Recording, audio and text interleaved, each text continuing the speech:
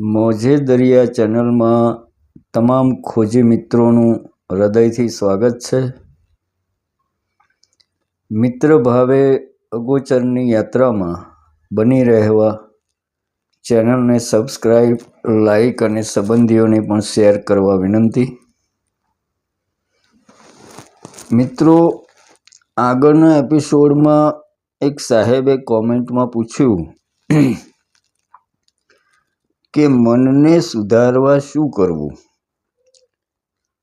તો પહેલું તો તમે એ યાદ રાખો કે મન 1000 મોઢાવાળો સાપ છે. એને કાબૂમાં કરવા તમારા કહેવાતા સાધુ બાવાઓના કહેવાથી 5 માળા કરી લેવાની કે મંદિરમાં સવાર સાંજ ઘંટડી વગાડી લેવાની યા કાળા નાણાંના રૂપિયાને વ્હાઇટ કરવા માટે 2-5 કરોડનું મંદિરમાં દાન આપી દેવાથી એ કાબૂમાં નહીં આવે. એના માટે સૂફી સંતો, જૈન સદ્ગુરુઓ અને વિચિત્ર કહેવાતા એવા સાચા સંતોએ કેવી કેવી મૂંઝાઈ જાય એવી પદ્ધતિઓ કહેલી છે અને કરેલી છે. એ આ આખું વિડીયો સાંભળી લો એટલે તમને ખ્યાલ આવી જશે. તો આજે વાત કરવી છે એક દુષ્ટ અને શૈતાન દાર્શનિક છતાં મહાન સંત એવા જ્યોર્જ ઇરવિન ગુરજીએફની. ચીનમાં થઈ ગયેલા એક સંત લાઓ ત્સેનું કથન છે કે અસ્તિત્વની દ્રષ્ટિમાં મનુષ્ય એક ઘાસ ફૂસમાંથી બનાવેલા કૂતરાથી વિશેષ કાંઈ નથી. વિચિત્ર કથન છે ને, પણ એટલું જ સાચું પણ છે. સંત લાઓ ત્સે વિશે પણ પછી કદીક આગળના એપિસોડોમાં જોઈશું. પણ અહીં આપણે જેમની વાત કરવા જઈ રહ્યા છીએ એ જ્યોર્જ ગુરજીએફનું કહેવું હતું કે મનુષ્ય એક મશીનથી વિશેષ કાંઈ નથી. મિત્રો, તમે જૈન સદ્ગુરુઓ વિશે સાંભળ્યું છે કદી? બહુ ક્રૂર સદ્ગુરુઓ હોય છે. તમારો અહંકાર તોડવા અને આ તમારા મનને સુધારવા એ કોઈ પણ હદે જાય. તો એવા જ આ વિચિત્ર સંત જ્યોર્જ ગુરજીએફ રૂસના એક નાના ગામમાં 13 જાન્યુઆરી ઈસવી 1866માં જન્મ્યા અને 29 ઓક્ટોબર 1949 સુધીનું જીવન જીવ્યા. એમના જીવન પર આમ તો ઘણા એપિસોડ બને એમ છે. ગુરજીએફ પોતાની પાસે આવનારા માણસોને કહેતા કે ભાઈ, તમે વિદ્યાર્થી બનીને આવ્યા છો કે શિષ્ય બનીને? જો વિદ્યાર્થી બનીને આવ્યા હોય તો પાછા જાઓ, અને શિષ્ય બનીને આવ્યા હોય તો આજ સુધીનું જે કંઈ તમારું જ્ઞાન હોય ને એને ઘેર મૂકીને આવો. ગુરજીએફનું મિત્રો મુખ્ય કથન એ હતું કે man can not do anything, everything just happen. યાની કે માણસ કંઈ કરતો નથી, પણ બધું એની જાતે બની રહ્યું છે. જેમ કે અસ્તિત્વમાં રાત થાય, દિવસ થાય, બધું આપમેળે થાય છે ને, એમ જ મનુષ્યના જીવનની ઘટનાઓ પણ બધી બસ આપમેળે બન્યા કરે છે. પણ માણસને એમ છે કે હું કરું છું, પણ એ તો માત્ર કઠપૂતળી જેવો છે. હકીકતમાં પણ એવું જ છે મિત્રો. આપણે માની બેસીએ છીએ કે હું એટલો હોશિયાર છું એટલે મને એટલી સારી જોબ મળી અથવા તો સારો બિઝનેસ મળ્યો. પણ વાસ્તવમાં તમે તમારા જીવન પર નજર નાખો ને અને હૃદયથી જો તમારું સાચું મૂલ્યાંકન કરો ને તમારા જીવનની દરેક ઘટના ઉપર વિચારો તમે યાદ કરીને, તો તમે જ્યાં પણ છો ને એ બધું ફક્ત એક ઇન્સિડન્સ બનેલા છે. એને સમજવા, દાખલા તરીકે તમે અમુક ઇન્ટરવ્યૂમાં ગયા, ત્યાં આગળનો કેન્ડિડેટ ઇન્ટરવ્યૂ આપીને બહાર આવ્યો. હવે એણે બહાર આવીને તમને કહ્યું કે યાર આ પ્રશ્ન પૂછ્યો પણ મને સાલું ના ફાવ્યો,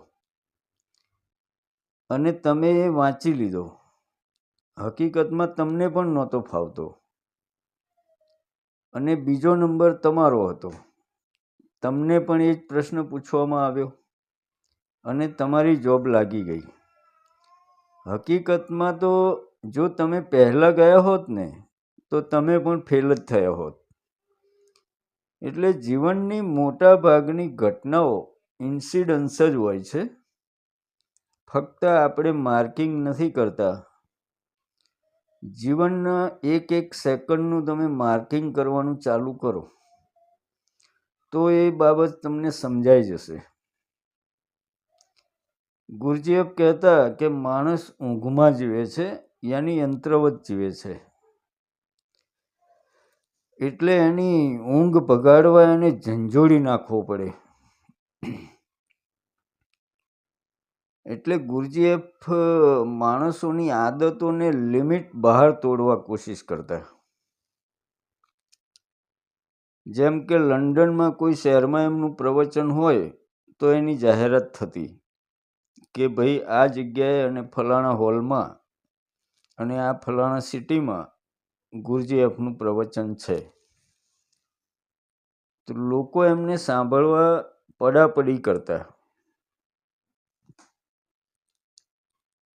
હવે હોલમાં, અને એમનું પાછું એવું નક્કી હતું કે જો 6 વાગ્યાનો ટાઈમ હોય અને તમે 1 મિનિટ પણ મોડા પડો ને તો તમને બારણા બંધ જોવા મળે, તમને એમાં એન્ટ્રી ના મળે. એટલે લોકો ગુરજીએફના પ્રવચનના કલાક પહેલાં જતા રહેતા. તો હોલમાં 500 લોકોથી હોલ ભરાઈ જતો અને પછી ગુરજીએફના શિષ્યો આવીને કહેતા કે ગુરજીએફ આવી રહ્યા છે, શાંતિ રાખજો. એમાં 1 કલાક થાય, 2 કલાક થાય તો પણ ગુરજીએફના શિષ્યો આવીને કહેતા કે ધીરજ રાખો, ગુરજીએફ આવી રહ્યા છે. અને 3 કલાક પછી એવું એનાઉન્સ કરવામાં આવતું કે ગુરજીએફ આજે અહીંયા પ્રવચન નહીં આપે, પણ અહીંયાથી 100 કિલોમીટર દૂર બીજા શહેરમાં ફલાણા હોલમાં એમનું પ્રવચન છે અને 12 વાગે છે. એટલે 3 કલાક બેઠેલા લોકો 500 જણા હોય તો એમાંથી 100 જણા તાબડતોબ બીજા સિટીમાં જવા માટે ભાગી જતા. ત્યાં પણ આમ જ બીજા સિટીમાં પણ આમ જ 1-2 કલાક બેસાડ્યા પછી એનાઉન્સ થતું કે અહીં પ્રોગ્રામ બંધ છે પણ બીજા હોલમાં રાખેલો છે. એટલે એમાંથી બાકીના પાછા કંટાળીને ઘેર જતા રહેતા અને અમુક 10 જણા બીજા હોલમાં પહોંચવા માટે કોશિશ કરતા. અને ત્યાં એમને ગુરજીએફ મળતા અને કહેતા કે બસ હવે બરાબર છે, મારે આ 10 જણાની જરૂર હતી, બાકીના તો મનોરંજન માટે આવેલા હતા. એટલે મિત્રો, ગુરજીએફના એક શિષ્ય હતા એસ્પેન્સ્કી. જો કે એસ્પેન્સ્કીના લીધે જ ગુરજીએફ ફેમસ થયા. અને મોટા ભાગે તમે જોજો સંતોનું, દાર્શનિકોનું એવું જ રહ્યું છે. કારણ કે દાર્શનિક માણસ કે સંત માણસ હોય એને આ દુનિયાના ફેમસ થવા માટેના જે દાવપેચ હોય એની એને કંઈ પડી ના હોય. એટલે એમના માટે જાણે કે અસ્તિત્વ જ શિષ્યની જોગવાઈ કરી રાખે. જેમ કે રામકૃષ્ણ પરમહંસ જેમને લોકો ગાંડો બ્રાહ્મણ કહેતા હતા. પણ વિવેકાનંદ મળ્યા પછી રામકૃષ્ણનું નામ બધા જાણતા થયા. એમ ગુરજીએફને પણ આ એસ્પેન્સ્કી નામના એક શિષ્ય મળેલા. કારણ કે એસ્પેન્સ્કી બહુ મોટા વિદ્વાન હતા, ગણિતજ્ઞ હતા, અને સત્ય ઉપર પણ એમણે કહેવાય છે કે ઘણી બધી ચોપડીઓ લખી હતી. પણ એ ગુરજીએફને મળ્યા એ પછી એમને લાગ્યું કે સાલું હું કંઈ જાણતો નથી, અને એ ગુરજીએફના શિષ્ય બની ગયેલા. પણ એસ્પેન્સ્કી ગુરજીએફના શિષ્ય બન્યા એ પછી ગુરજીએફે એમની હાલત ખરાબ કરી નાખેલી. જેમ કે કોઈ ટ્રેનમાં બેઉ સાથે જતા હોય તો ગુરજીએફે દારૂ પીધો હોય એવું નાટક કરતા અને ગમે તેમ વર્તન કરતા. એક વખતે તો કંઈક એક મહિલાના માથા ઉપર પાણીનો ગ્લાસ રેડી દીધેલો. તો ટ્રેનમાં રહેલા બીજા પેસેન્જરો પણ ગુરજીએફ ઉપર ગુસ્સે થઈ ગયેલા અને એમને ટ્રેનમાંથી બહાર ફેંકી દેવા સુધી આવી ગયેલા. તો એસ્પેન્સ્કીએ બધાને સમજાવે કે આ મહાન માણસ છે, દાર્શનિક છે, એવું ના કરો. તો એસ્પેન્સ્કીની આદત હતી મિત્રો કે ગુરજીએફ એમને બહુ ગમતા, અને ગુરજીએફ જે પણ કંઈ બોલે ને એ ડાયરીમાં ટપકાવી લેતા. જેમ બુદ્ધના શિષ્ય હતા ને આનંદ, એવી રીતે આ એસ્પેન્સ્કીનું પણ એવું જ હતું. અને એ બધું જે એમણે ભેગો કરેલો સંગ્રહ હોય એની પછી એ બુક બનાવી દેતા. તો એસ્પેન્સ્કીએ માંડ ગુરજીએફને સમજાવ્યા ટ્રેનમાં કે તમે આવું ના કરશો, કારણ કે આ પબ્લિકને હું ફરી આવી રીતે નહીં સમજાવી શકું. તો થોડી વાર શાંત બેઠા પછી પાછું ગુરજીએફે એક માણસની બેગ ટ્રેનની બહાર ફેંકી દીધી. તો એસ્પેન્સ્કીએ કહ્યું કે તમે યાર પેલા માણસની બેગ ફેંકી દીધી બહાર, આવું શું કામ કર્યું તમે? તો ગુરજીએફે કહ્યું કે તું ચિંતા ના કર, એ બીજા માણસની નહીં, એ તારી બેગ હતી. તો એસ્પેન્સ્કી માથું પકડીને બેસી ગયા. એ યાર તમને ખબર છે મારી વર્ષોની મહેનત હતી એમાં. તો પાછું ગુરજીએફે કહ્યું તારા આ બધા કાગળ અહીંયા જ છે, મેં જે બેગ સુટકેસ ફેંકીને એ ખાલી હતી.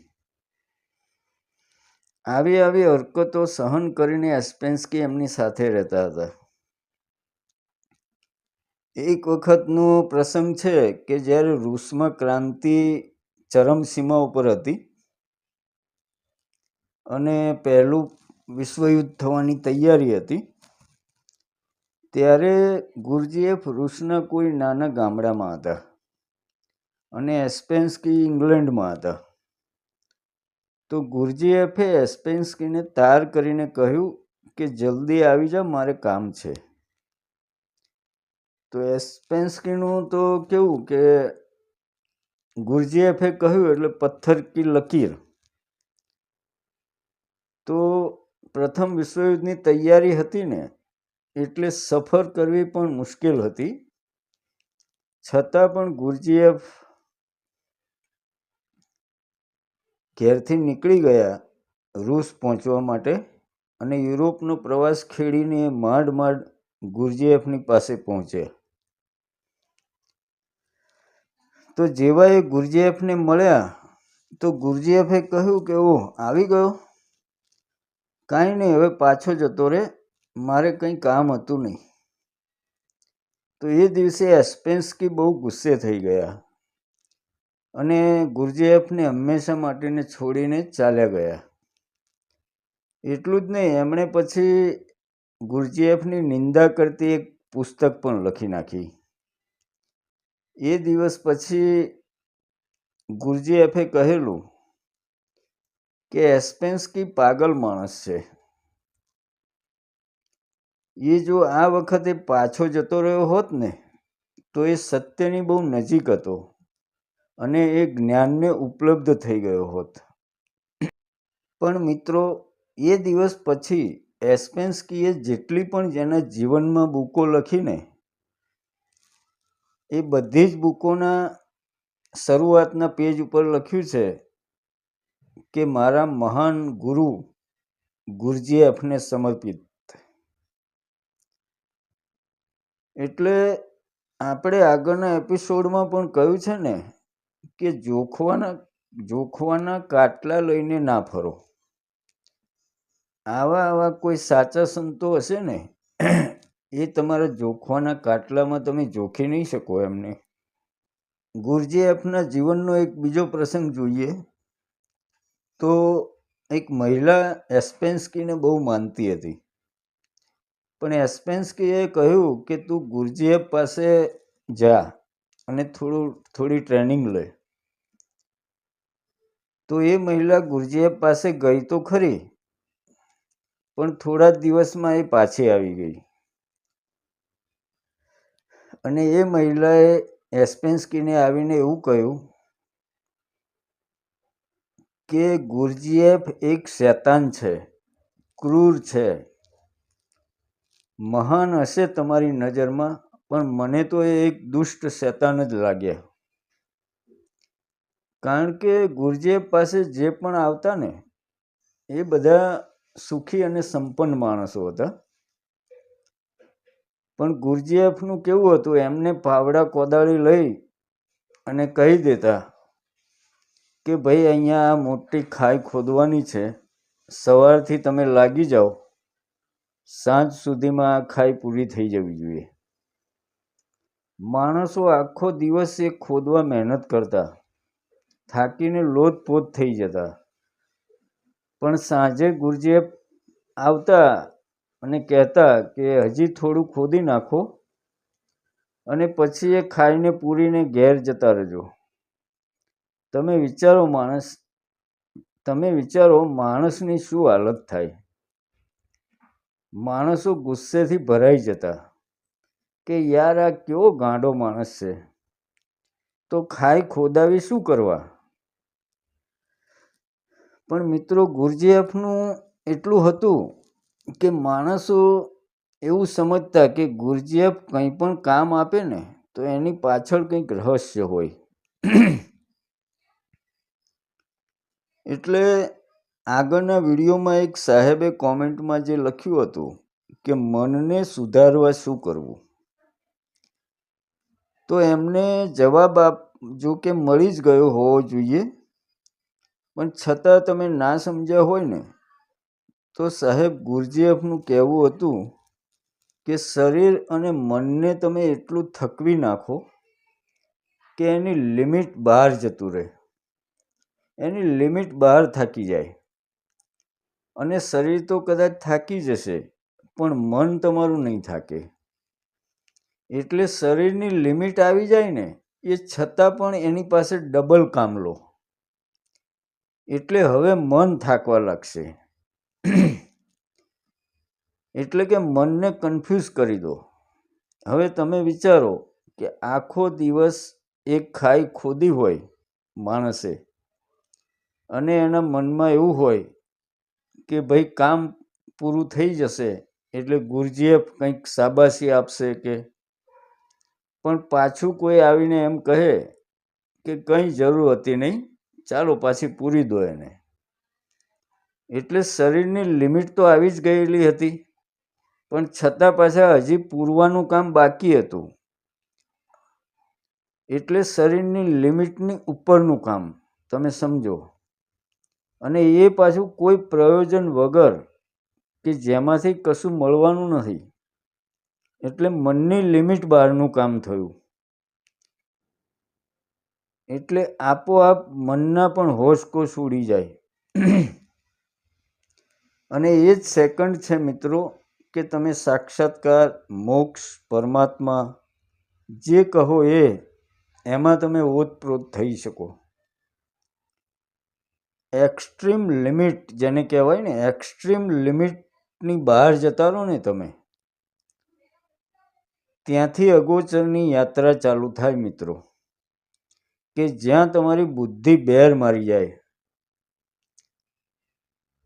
આ સંસારમાં જેટલા પણ તમે વિચાર કરી શકો એમ હોય, જેટલા પણ લાંબા, જેટલી પણ તમારી બુદ્ધિ લડાવી શકો એમ હોય, એ બધી લડાવી દો ને, અને તમને લાગે કે સાલું હવે મારા હાથમાં કશું છે નહીં,